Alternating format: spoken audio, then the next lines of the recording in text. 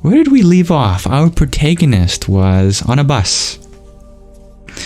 She had, in her mind at least, escaped to Rishikesh, where she met with Sid for some advice because she was in a very disastrous situation. I'll just read the last paragraph that we finished on last time. I was free, I realized. I need not have panicked, run away. I was free.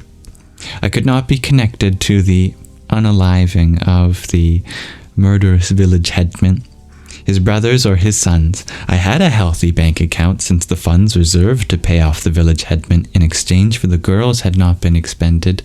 I had a well-paying and interesting job, and in 2 years, after the clinic, school, and church were built, I would not need to work. My obligations would be fulfilled, leaving me with no attachments, no loyalties, no responsibilities. No Mother Gabriel, no Gerhard, no Sid. This excursion to a lake at a high elevation and nestled within mountains was a welcome diversion that would give me the space for contemplation before my return and reinforce my purpose, my release, my liberation.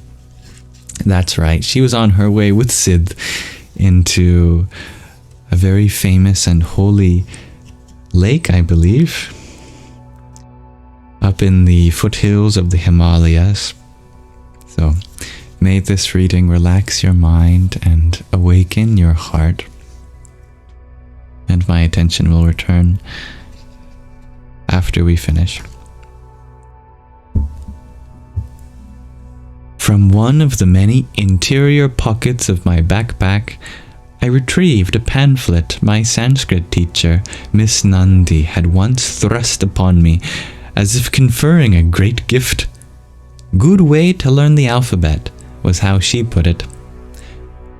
I had not taken it out of my backpack since receiving it, and now found its pages of smudged print on bad paper barely legible. The pamphlet acted as a foil to the curious ladies who kept glancing my way at the anomaly of a white woman in monk's robes attempting to read their foreign language. The text was now a lengthy prayer to a fearsome god, a desperate plea that the god not resort to his bow and arrow and hurt them. What sort of god would unleash terror indiscriminately? The commentary earnestly made the case that this angry god punished sinners, and since no one was without sin, it was advisable to prayerfully seek forgiveness. After praise for the god's form, appearance, many attributes, and prominence, the god is appeased and puts away his weapons. I could only smile. These mythologies of gods and goddesses were imaginative and charming, but when taken at face value led to helplessness and fear.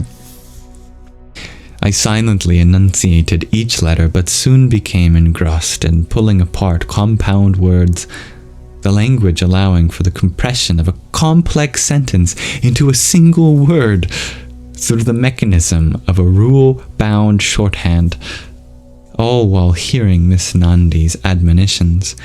No, the tongue must curl on the palate.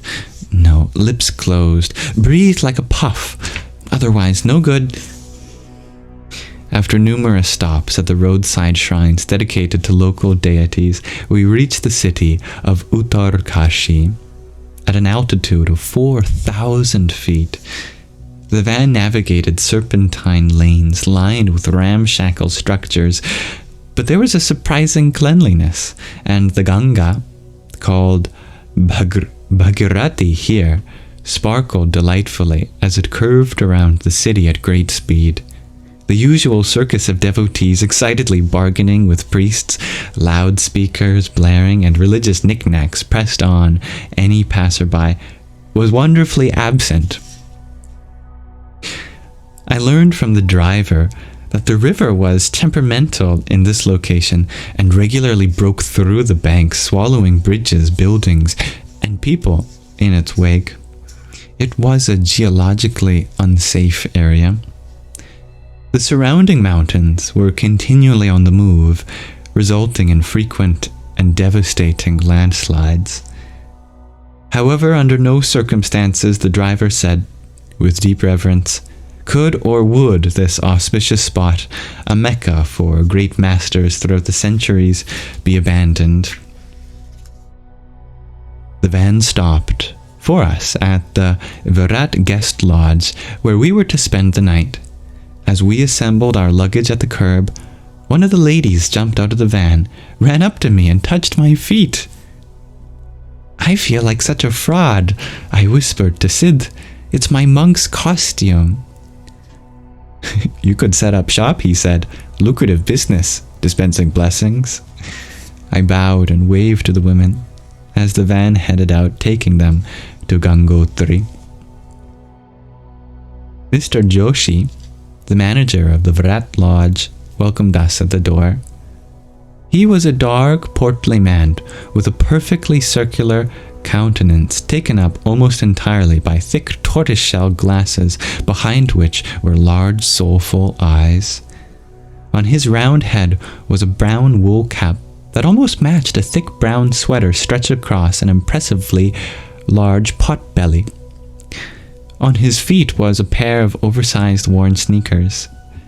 He eyed me gloomily as Sid spoke to him rapidly in Hindi. When Sid left to make arrangements for our trek, Mr. Joshi invited me to sit in his office while he saw to our accommodations. Coconut water I will send, he said.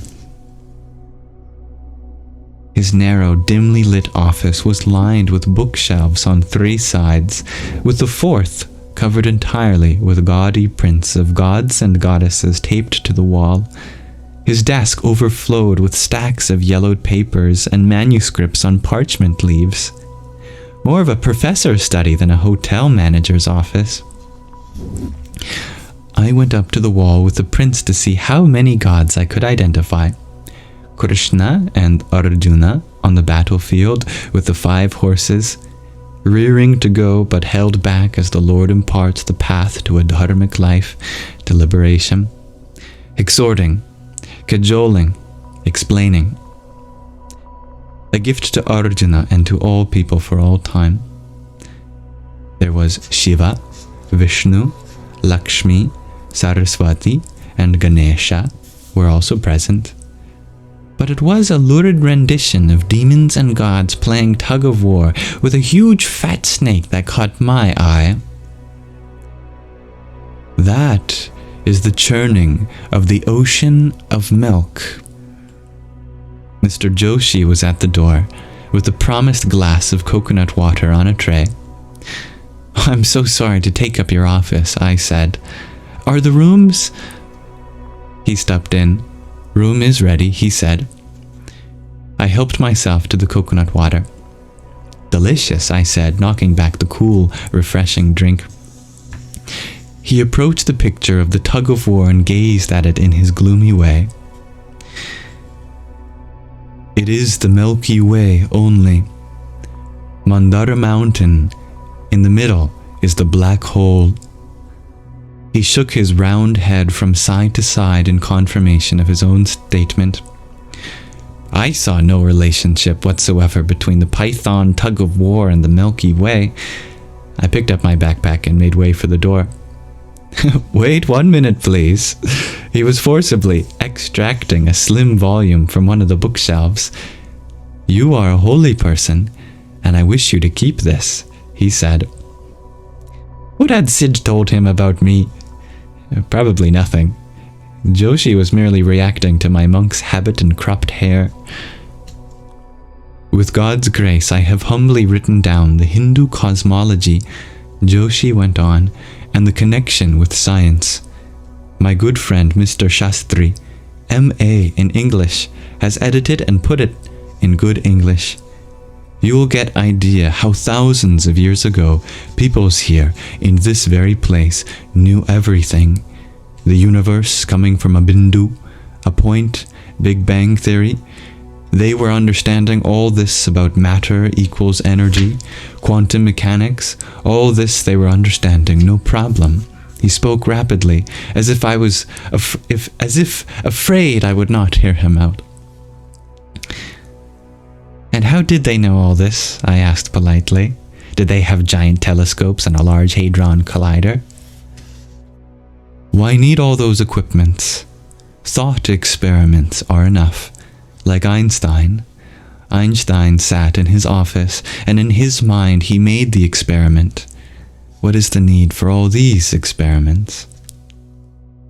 But Einstein's thought experiments were backed by solid mathematics, I said. Rishis had maths. Why not? Such pictures with big snake and gods and demons are for common people's understanding only. Now I shook my head from side to side. I must go. I have to get ready for the trek tomorrow. Thank you for the book. I will treasure it.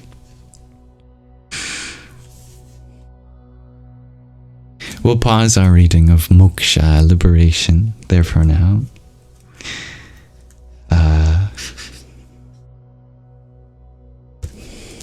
From black holes to quantum mechanics. What will the Vedic seers predict next? I look forward to continuing this journey with you as I read next time.